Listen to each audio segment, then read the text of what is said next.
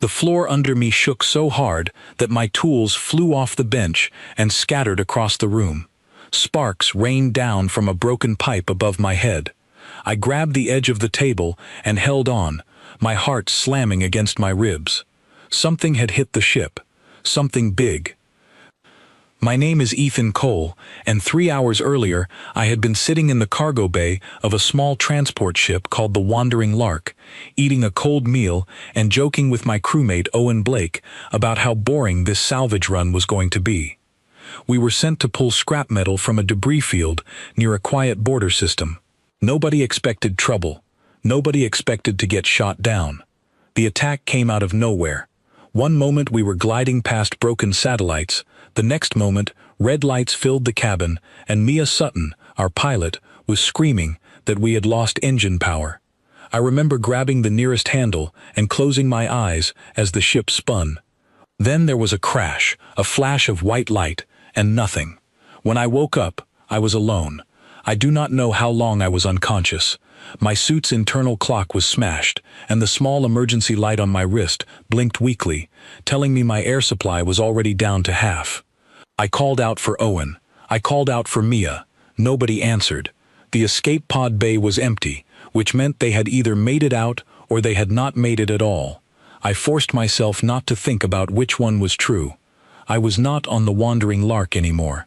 My little transport ship had been torn apart, and somehow I had been thrown, pod and all, into the open hatch of another vessel, a much bigger vessel.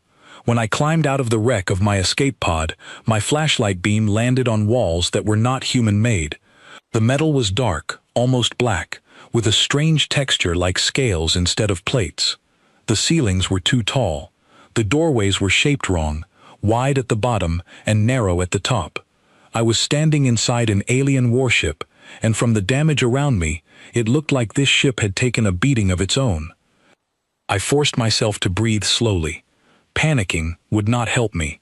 I had trained for years as a salvage engineer, which meant I had spent my whole career walking into broken, dangerous, unfamiliar machines and figuring out how they worked. This was just a bigger version of that job. I told myself that over and over until I almost believed it. The corridor stretched out in both directions, lit only by flickering emergency strips along the floor. I picked a direction and started walking, my boots echoing far too loudly against the metal. Every few steps I paused to listen. I heard groaning metal, distant electrical pops, and once, far away, something that might have been a voice. I did not go toward the voice. After 20 minutes of walking, my scanner picked up a heat signature nearby. I nearly turned back, but curiosity, or maybe desperation, pushed me forward. I found a body slumped against a control panel. An alien, tall and thin, with gray skin and long fingers, wearing a uniform I did not recognize. It was not moving, and it had clearly not been moving for some time. I felt sick, but I forced myself to search the uniform. I found a small device clipped to its collar, a thin band that fit over my ear. When I turned it on, it hummed softly and began translating the writing on the walls into words I could understand. A translator. My hands were shaking as I clipped it on, but it worked. Suddenly, the strange symbols on the corridor signs turned into words like maintenance, storage, and restricted access. I kept walking. I needed two things if I wanted to survive: air and answers. My suit could recycle oxygen for a while longer, but not forever, and I had no idea if this ship even had breathable air in its damaged sections. I needed to find a working system, plug into it, and figure out where I actually was. That search led me to a large sealed door at the end of a long hallway. Unlike the other doors, this one still had power. A soft blue light traced patterns across its surface, and when my translator picked up the words etched beside it, I stopped walking completely. Sealed by order of the throne. Do not enter. Every instinct in my body told me to turn around. Whatever was behind a door like that was not going to be simple scrap metal. But the hallway behind me was dark and cold, and this was the only door I had found with active power, which meant it might also be the only room with breathable air. I pressed my hand against the panel beside it, more out of habit than hope, and to my surprise, the door recognized the pressure and slid open with a low groan. The room beyond took my breath away. It was massive, easily the size of a small hangar, with a domed ceiling that curved high above me. Faint blue lights lined the walls, casting long shadows across the floor, and standing in the center of the room, held upright by thick mechanical clamps, was the largest suit of armor I had ever seen. It towered over me, at least 3 times my height, built from a dark metal that seemed to drink in the light around it. Elaborate patterns were etched across its chest plate, symbols that looked ceremonial rather than practical, like something built for a ruler rather than a soldier. Half of its systems were dark and dead. Wires hung loose from open panels on its side, and one whole section of its shoulder had been torn away, leaving exposed circuitry hanging like broken bone. Whatever this suit had once been, it had clearly been broken for a very long time. Dust had settled thick across the lower half of it, while the upper half looked as if someone had tried and failed to repair it many times over, leaving crude patch jobs that never worked. I should have turned around right then. I should have looked for an escape pod, or a working radio, or literally anything that was not a giant piece of alien machinery hidden behind a locked door. But I did not turn around. I have never been able to walk away from something broken, not once in my whole life. It is the reason I became an engineer in the first place. My grandfather used to say, I would rather fix a stranger's toaster than eat a warm meal, and he was not wrong. I stepped closer to the towering armor, scanning it with the small device on my wrist. The suit was ancient by the readings I was getting, decades old at least, maybe longer. Its main power core was still faintly active, a small miracle in itself, but nearly every system connected to that core had failed or been damaged beyond repair. Whoever built this thing had done incredible work far beyond anything I had trained on, but somewhere along the way, someone else had made a mess of trying to fix it. I found a small maintenance hatch near the base of the suit, and when I pried it open, I found a tangle of wiring so complicated it made my head spin. It was beautiful in its complexity, layered circuits stacked on circuits, systems built to work together in ways I had never studied. But it was also filled with obvious mistakes. Wires connected to the wrong ports. A cooling line rerouted through a section that clearly generated heat instead of removing it. Whoever had worked on this before me had guessed their way through repairs without understanding what they were touching, and it showed. For a moment, sitting there in the cold blue light with a dead alien somewhere behind me, and my crew missing, and my air running low, none of that mattered. All that mattered was the puzzle in front of me. My fear did not disappear, but it quieted down, pushed to the back of my mind by something more familiar: curiosity, the simple joy of untangling a problem that made no sense yet. I pulled a small toolkit from my belt, the same one I always carried on salvage jobs, and I got to work. I told myself I was only checking the wiring to understand this ship better, maybe to find a spare part I could use to fix my own suit's air recycler.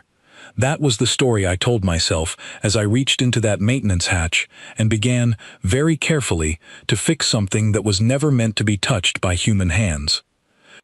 I had no idea, in that quiet, dusty room, that the armor towering above me belonged to a queen.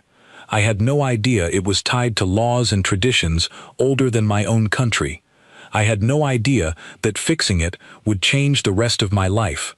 All I knew was that something was broken, and I was going to fix it. The first hour of work taught me more about alien engineering than I had learned in 10 years of salvage jobs back home. The wiring inside that maintenance hatch was not just complicated, it was elegant, built by someone who understood power flow the way a musician understands rhythm. But layered on top of that elegant design were years of clumsy repairs, patches added by people who did not understand the original system at all. It was like finding a beautiful old house that someone had tried to fix using the wrong tools, hammering nails where screws belonged and covering cracks instead of sealing them. I worked carefully, testing each wire before I touched it, tracing where it led before I dared to move it. My scanner helped, translating strange symbols stamped onto components into rough descriptions. Power relay, cooling valve, emergency shutoff. I built a mental map of the suit's systems piece by piece, the same way I would map out any broken machine, human or otherwise. The biggest problem was the torn shoulder section.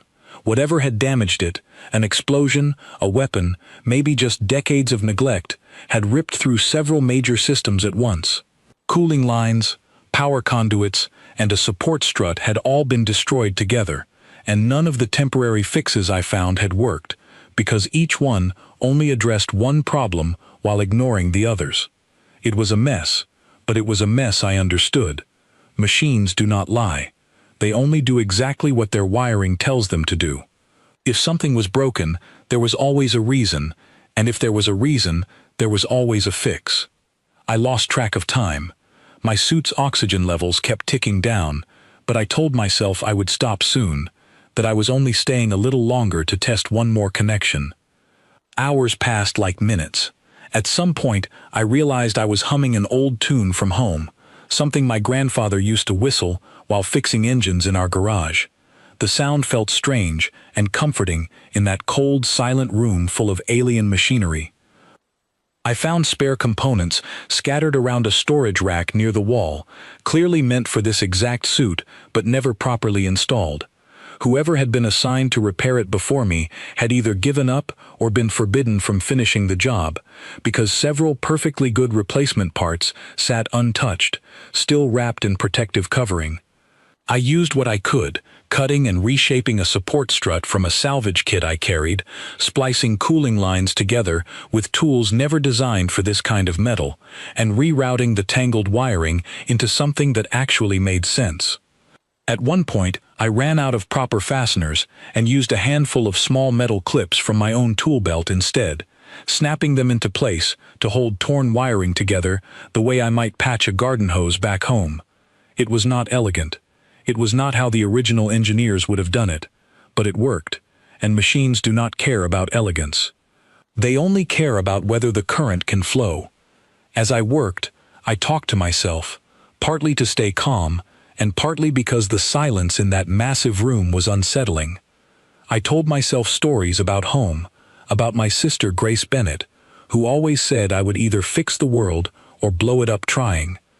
I thought about my old friend Nathan Cole, who used to help me strip down broken drones for parts when we were teenagers, both of us covered in grease and laughing at problems we had no business solving yet somehow always did. The suit's core power indicator flickered from a dull red to a soft orange as I worked, then slowly toward green. Each small victory pushed me forward, made me forget the danger I was in, made me forget my missing air supply and my missing crew, and the alien I had found earlier down the hallway behind me. For a while, it was just me, the suit, and the puzzle. The final major repair was the trickiest. A cracked regulator sat deep inside the chest cavity, responsible for balancing power between the suit's systems. If I misjudged the connection, I risked overloading the entire core, which my scanner warned could cause a serious reaction strong enough to level the room. I sat there for a long time studying the readings, tracing wires with the tip of my finger, running calculations in my head using numbers that did not quite match anything I had learned in engineering school. Alien mathematics, alien voltage standards, alien everything. But numbers are numbers no matter which species writes them, and eventually the pattern clicked into place. I made the final connection with my breath held and my hands steady. For a tense second, nothing happened. Then a low hum began to build inside the suit, rising slowly from a whisper to a steady, powerful thrum. Lights flickered on across its chest plate, one panel at a time, until the entire suit was glowing with a soft blue light that lit up the whole room.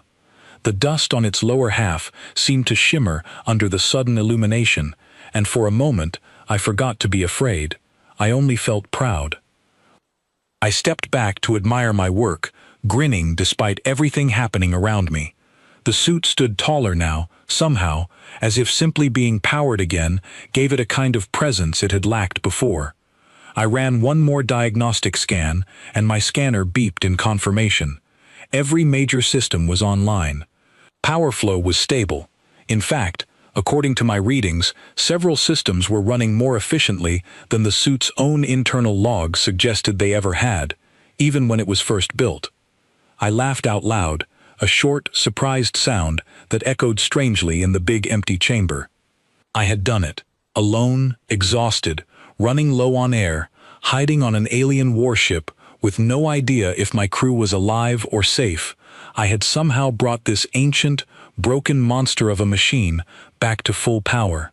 For a brief, wonderful moment, none of the danger around me mattered.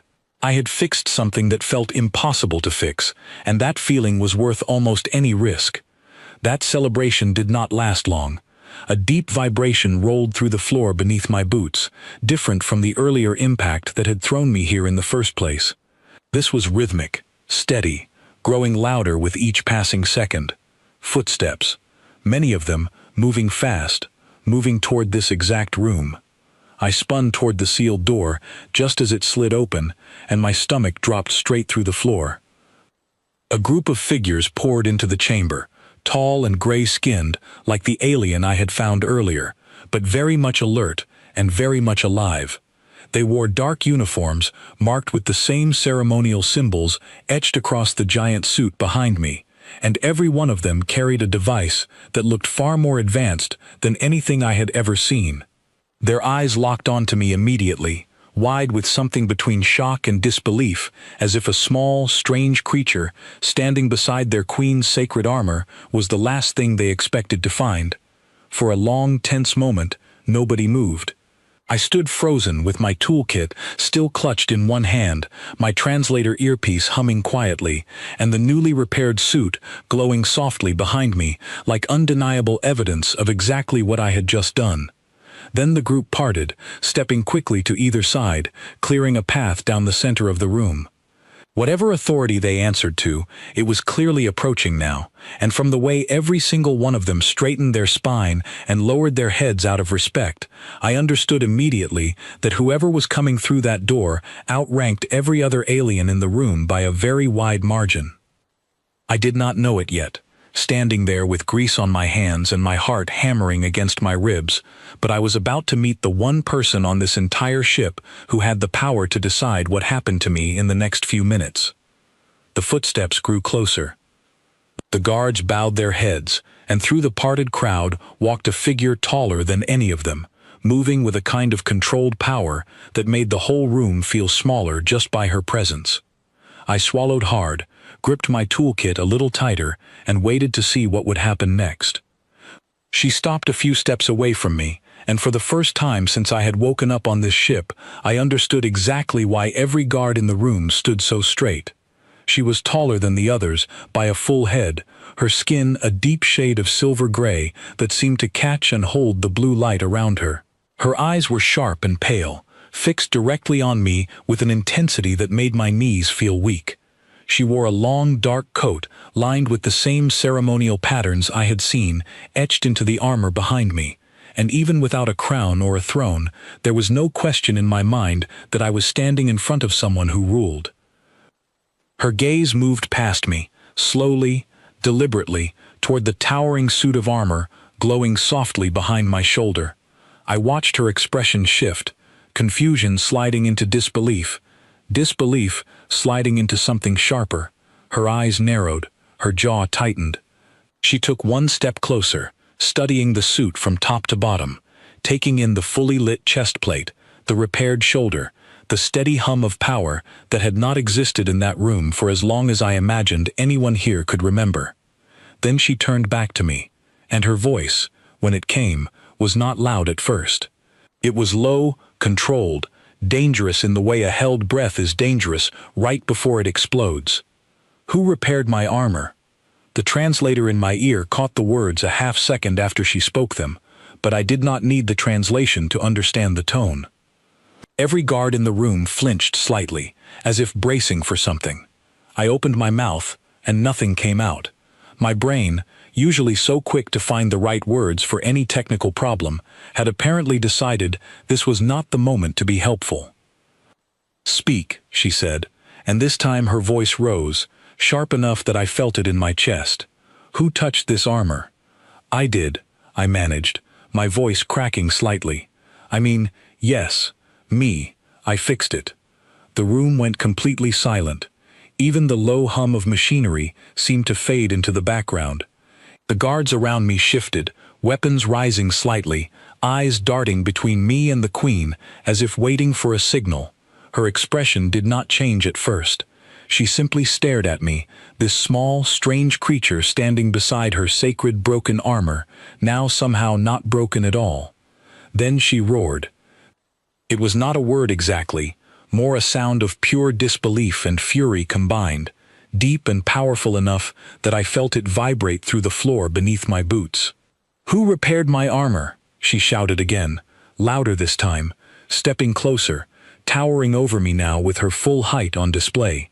"This armor has not functioned in 100 years. No engineer in my empire has been permitted to touch it. Explain yourself before I let my guards explain it for you." My heart was pounding so hard I thought it might crack a rib. I glanced at the guards, at their weapons, at the exits I clearly could not reach in time, and I made a decision that felt equal parts brave and foolish. I decided to tell the truth, because I could not think of a single lie clever enough to save me, and because something in her eyes told me that lying to her would end far worse than the truth ever could.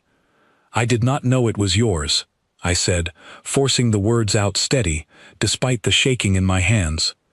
"I did not know it belonged to anyone important. My ship was destroyed. I woke up alone on this vessel, with no idea where I was. I found this room because it was the only door with power, and I thought there might be air inside, or supplies, or anything useful. I found the armor broken, and I could not just leave it that way." She tilted her head slightly, and for the first time, a flicker of something other than anger crossed her face. Confusion, maybe, or curiosity. "You could not leave it that way," she repeated slowly, as if testing the words for a hidden meaning. "Explain what you mean." "I am an engineer," I said, my voice growing slightly steadier, now that I had something familiar to hold on to, even here, surrounded by strangers who could kill me with a single command. "Back home, that is my job. I fix broken machines. When I see something broken, especially something built that well, something that complicated, I cannot just walk past it. It is not about who owns it or what it means. I saw the wiring, and it was a mess, and I wanted to fix it." One of the guards nearby made a low sound, something between a scoff and a gasp, quickly silenced by a sharp glance from the Queen. She stepped closer still, close enough now that I had to tilt my head back to meet her eyes, and studied me the way I imagine I had studied the suit's wiring only hours before, searching for the pattern, searching for the reason something worked the way it did. "You are not lying," she said finally, and it was not a question. "No," I said, "I am not." She turned away from me abruptly, walking toward the armor, running one long gray finger along the repaired shoulder plate where the torn metal had once hung loose. I watched her expression carefully, still braced for the worst, still very aware of the weapons pointed loosely in my direction. She traced the crude metal clips I had used to hold the wiring together, the ones I had improvised from my own tool belt, and I saw her brow furrow. "These fastenings are crude," she said, "foreign, not standard to our forges." "They are mine," I admitted. "I ran out of proper materials. I used what I had."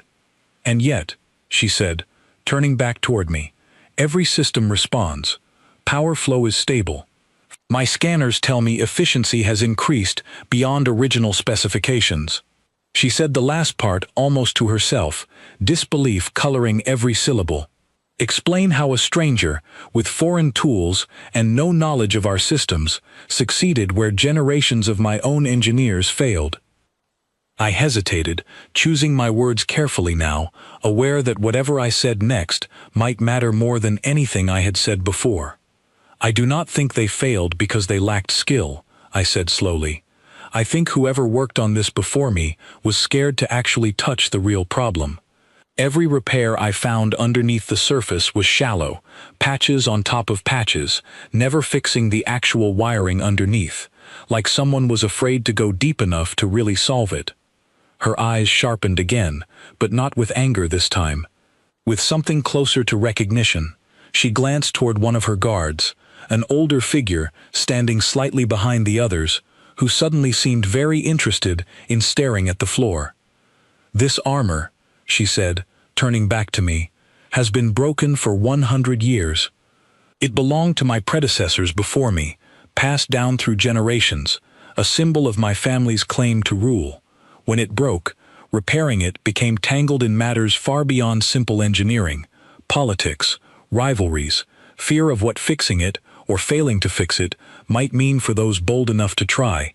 No one in my court has been willing to risk the consequences of touching it, whether through skill or through failure." I stood there, absorbing that, understanding slowly why the wiring inside had been such a strange mixture of brilliant design and cowardly patchwork. It had not been a lack of ability that left this armor broken for a century. It had been fear. "I did not know any of that," I said quietly. "I just saw broken wiring and wanted to fix it.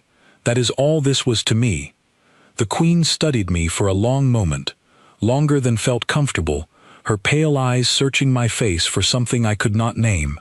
The guards around us remained tense, weapons still raised, clearly waiting for a single word from her that would decide my fate one way or another. I held her gaze as steadily as I could manage, too exhausted and too far past fear to look away. Finally, she spoke again, quieter this time, though no less commanding. "You risked your life to repair something you did not understand, belonging to people you had never met, expecting no reward, and facing potential execution for the attempt. Why?" I thought about lying, about inventing some clever excuse that might sound better than the truth. But I was too tired, and too far from home, and too aware that this creature standing in front of me could see through deception the moment it left my mouth. "Because leaving it broken felt worse than the risk of getting caught," I said simply. "That is the only reason I have. I do not have a better one." For a long moment, silence filled the chamber again, broken only by the steady hum of the armor's restored power core. Then, slowly, the Queen straightened, turning away from me to face her assembled guards. When she spoke again, her voice carried across the whole room, firm and final. "Lower your weapons." The guards hesitated only a second before obeying, their devices dropping to their sides in perfect unison. I felt my legs nearly give out with relief, though I forced myself to stay standing, unwilling to collapse in front of a room full of strangers who had just decided, apparently, not to end my life. The Queen turned back to me, studying me one final time with an expression I still could not fully read. "You will remain here," she said, "until I decide what to do with a creature strange enough to fix what an empire could not." I opened my mouth to respond, though I honestly had no idea what I intended to say. Before I could manage a single word, a sharp beeping sound erupted from the console near the far wall, and one of the guards turned quickly toward it, speaking rapidly in a language my translator struggled to keep pace with. Whatever the message was, it changed the mood in the room instantly, every guard tensing, every hand returning to their weapon. The Queen's eyes snapped toward the console, then back toward me, something new flashing across her expression. Not anger this time, urgency. "It seems," she said slowly, "that our conversation will need to continue somewhere safer. We are no longer alone on this vessel, and the ones approaching are not here to ask questions." The chamber erupted into motion. Guards moved in practiced formation, some rushing toward the console, others forming a tight ring around the Queen, and oddly enough, around me as well. I barely had time to grab my toolkit before a firm hand closed around my arm and pulled me toward a side passage I had not noticed before, hidden behind a section of wall that slid open at the Queen's command. "Move," she said, and I did not need the translator to understand that particular word. We ran. The Queen led the way, her long coat flowing behind her, moving with a speed that seemed impossible for someone her size. I struggled to keep pace, my lungs burning, my legs aching from hours of crouching over wiring without rest. Behind us, I could hear the guards shouting orders, and further away, a deep, grinding sound that I recognized instantly.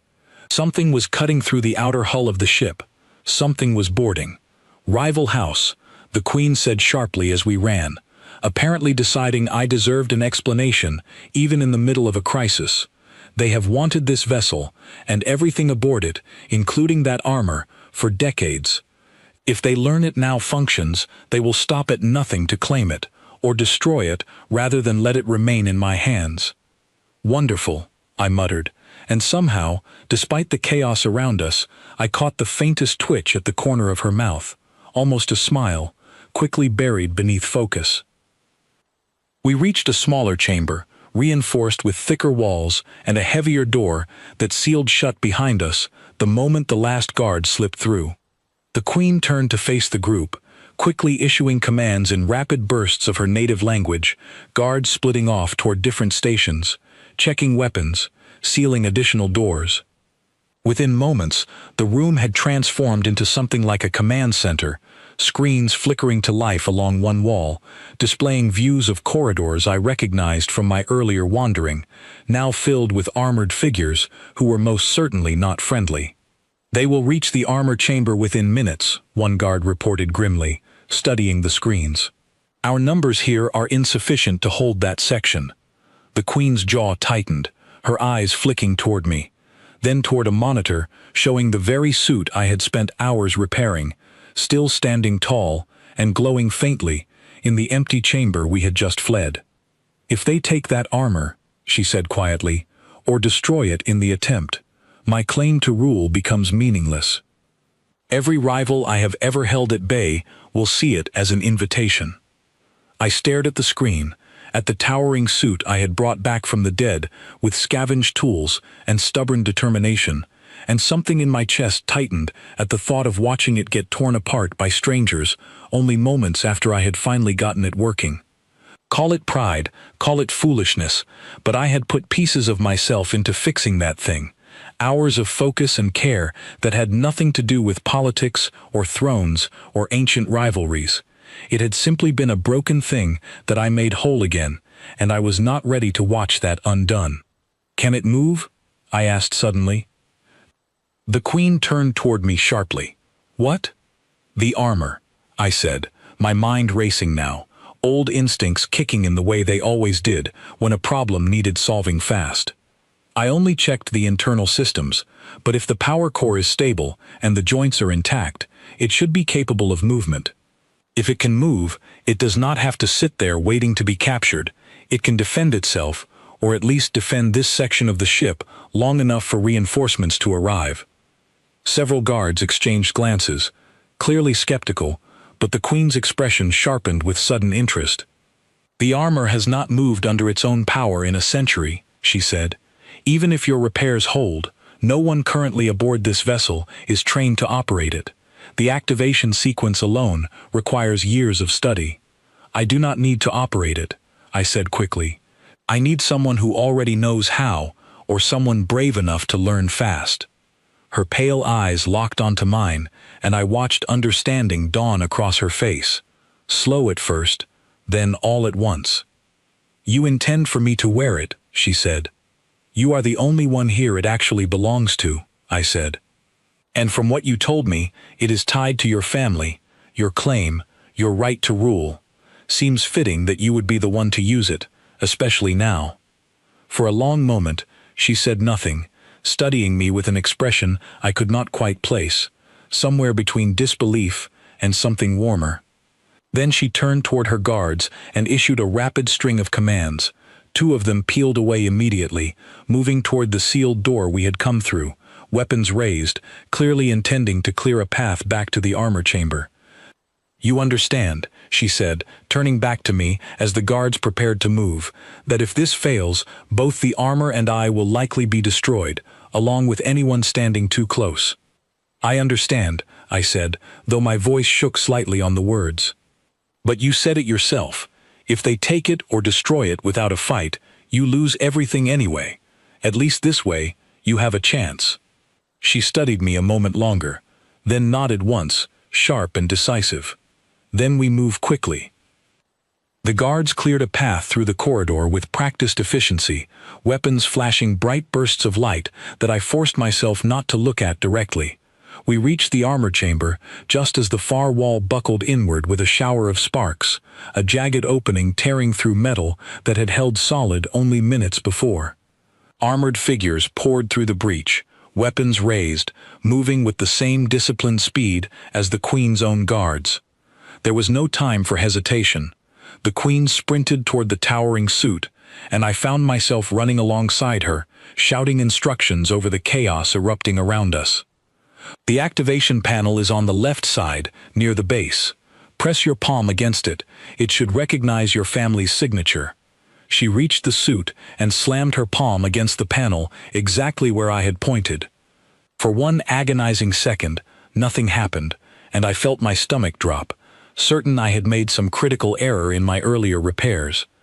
Then the suit's chest plate flared bright blue, and with a deep mechanical groan, the clamps holding it in place released all at once, the massive armor stepping forward under its own power for the first time in 100 years. The Queen climbed into position as the suit's inner frame adjusted around her, plating shifting and locking with smooth, practiced motion despite a century of dormancy. I stood back, heart pounding, watching my repairs hold under pressure for the very first time, silently praying every connection I had made would survive whatever came next. The suit rose to its full height, towering over everyone in the chamber, and the Queen's voice boomed out from within it, amplified and powerful, carrying an authority that stopped the invading force in their tracks for one crucial heartbeat. "This vessel, and everything aboard it, remains under my rule." What followed happened almost too fast for me to fully process. The suit moved with startling grace, considering its size and the century of neglect it had endured, sweeping aside the first wave of invaders with controlled, precise strength rather than wild destruction.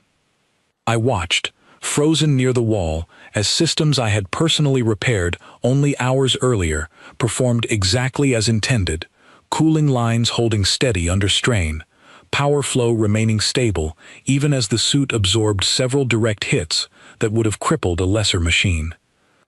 The battle, if it could even be called that, ended faster than I expected, facing an active, functioning symbol of their rival's authority, rather than the broken relic they had counted on.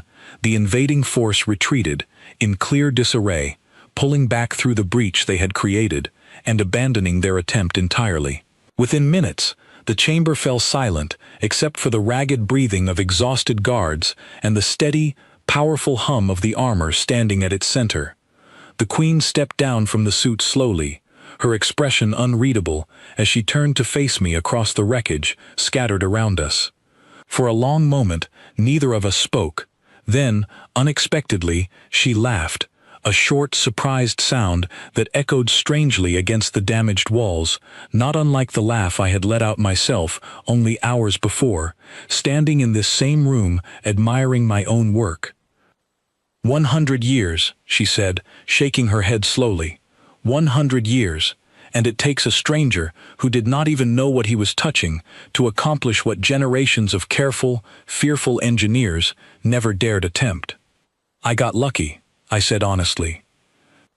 No, she said, stepping closer, studying me with the same searching intensity from before, though softer now, less guarded. You were simply not afraid of the wrong things. My engineers feared the politics surrounding this armor so deeply that they never allowed themselves to actually see the wiring in front of them.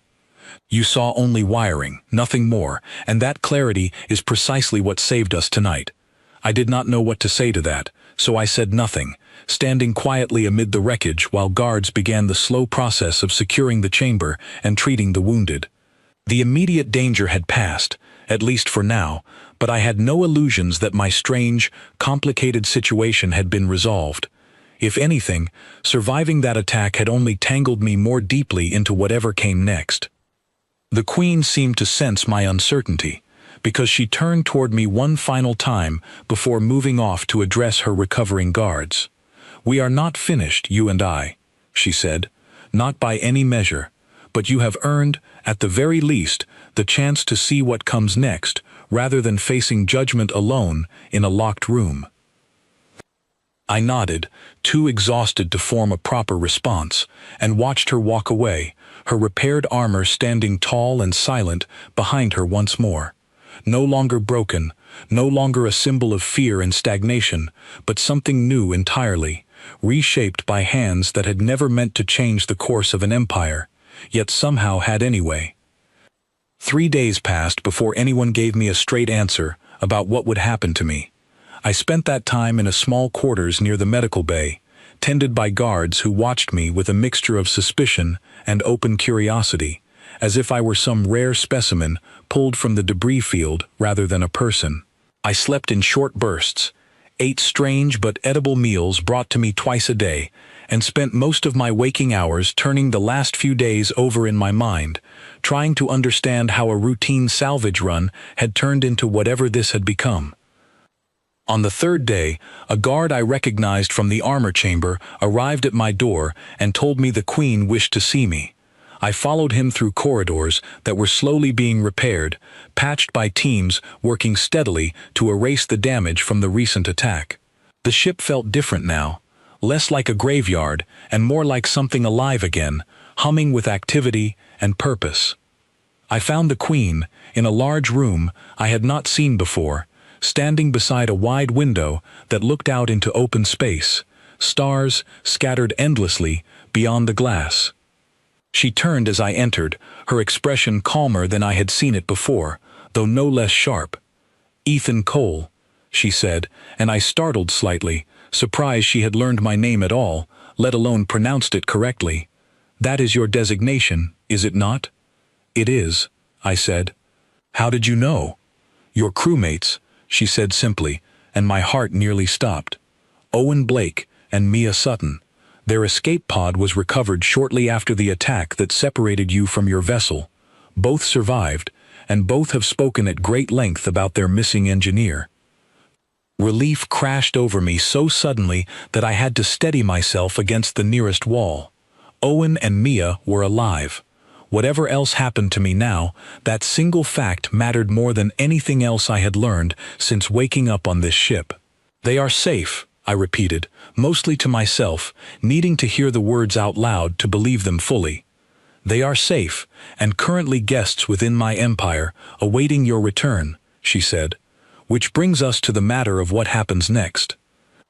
I straightened, bracing myself, uncertain what verdict she was about to deliver after everything we had survived together. "I am listening," I said. "You repaired an artifact my own people considered beyond saving," she began, pacing slowly along the length of the window. "You did so without knowledge of its significance, without fear of its political weight, guided only by an instinct to fix what was broken. When danger arrived, you did not flee. You found a solution no one else considered, and that solution saved both my armor and quite possibly my rule over this empire." "I was just trying to survive," I admitted. "I did not plan any of it." "Perhaps not," she said, turning to face me fully. "But intention matters less than outcome, and the outcome is this. My court now understands that fear has cost us far more than any risk ever could. For a century, we allowed politics to freeze our own progress, terrified to touch something important in case we failed publicly. You showed us that failure feared too greatly becomes its own kind of failure, quieter, but just as damaging." I did not fully understand where this was leading, so I stayed quiet, letting her continue. "I am offering you a position," she said finally. "Not as a prisoner, and not simply as a guest awaiting transport home, though that option remains available to you if you wish it. I am offering you the role of engineer to the throne, tasked with maintaining and advising on matters no one else in my court has proven willing to touch. Your methods are unconventional. Your tools are foreign.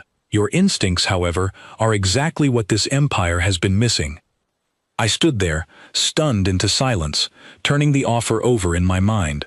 Just days earlier, I had been a salvage engineer on a quiet debris run, expecting nothing more exciting than another boring shift pulling scrap metal from broken satellites. Now an alien queen was offering me a permanent position inside her court, built entirely around my apparent talent for fixing things nobody else dared touch. "Why me?" I asked, genuinely uncertain. "There must be others more qualified, more familiar with your systems." "Familiarity is precisely the problem," she said. "My own engineers know these systems too well, understand the politics surrounding them too deeply, and that knowledge has made them cautious to the point of uselessness. You arrived with none of that baggage. You saw broken wiring and fixed it. Nothing more complicated than that. I require more people willing to see problems that simply, and I suspect such people are rare, regardless of species." I thought about home, about my sister Grace Bennett waiting for news I had no way to send her, about the quiet, predictable life I had built around fixing broken machines for modest pay and little recognition. I thought about Owen and Mia, safe somewhere within this same empire, probably just as confused and overwhelmed as I currently felt. And then I thought about that armor, standing dark and dead in a locked chamber for 100 years, waiting for someone brave enough or foolish enough to finally look past the fear and simply fix what was broken. "I would like to see my crew first," I said, "before I decide anything." The Queen nodded, apparently expecting exactly that response. "Reasonable," she said. "Arrangements will be made immediately." I met Owen and Mia later that same day, in a quiet room within the Queen's palace, and the reunion was everything I had hoped for during those long, uncertain hours, believing I might never see either of them again. Owen hugged me hard enough to crack my back, laughing and cursing at the same time, while Mia simply stared at me for a long moment before shaking her head slowly, muttering something about how only I could get shot down and end up promoted by alien royalty within the same week. We talked for hours, comparing stories, filling in the gaps neither of us had witnessed. They told me about their escape pod, about the terror of drifting alone before rescue arrived, about slowly piecing together rumors of a strange creature who had somehow repaired an ancient, cursed piece of armor deep inside enemy territory. Neither of them had believed it was actually me until they saw my face confirmed on official reports circulating through the palace. In the end, I accepted the Queen's offer, though not without conditions of my own. Owen and Mia would remain free to return home whenever they chose, with full support and safe transport arranged by the Empire. I would take on the role offered to me, engineer to the throne, but I insisted on keeping my own tools, my own methods, and my own stubborn refusal to follow tradition simply because tradition demanded it. The Queen agreed to every condition without hesitation, and something told me she had expected nothing less from the strange, small creature who had wandered uninvited into her most sacred chamber and left it forever changed. Word of what happened aboard that warship spread quickly throughout the Empire, and then, eventually, beyond it. Other worlds heard the story of a lone human engineer who repaired a century-old relic no alien dared touch, who faced down an invading force with nothing but stubbornness and a repaired suit of armor, who somehow talked his way out of execution using nothing but honesty and an apparent inability to leave broken things alone. I did not set out to change anything. I certainly did not set out to become some strange symbol of human ingenuity across the stars. I only wanted to fix something broken, the same instinct that had defined my entire life long before any of this began. But sometimes the smallest, most ordinary habits ripple outward in ways no one could ever predict, turning a bored engineer with a toolkit into the accidental start of something much larger than himself. These days, I spend my time moving between worlds I never imagined existed, fixing problems no one else dares approach, still using tools far too simple for the complicated machines I now maintain. The Queen still calls me strange, still questions my methods, and still, more often than either of us expected, watches those methods succeed exactly where careful tradition failed. and every time someone asks me how it all started, I tell them the same simple truth. I was bored, I was scared, and I found something broken. I have never been able to walk away from something broken, not once in my whole life. That single habit, more than anything else, is what changed the course of an empire, and my own life along with it.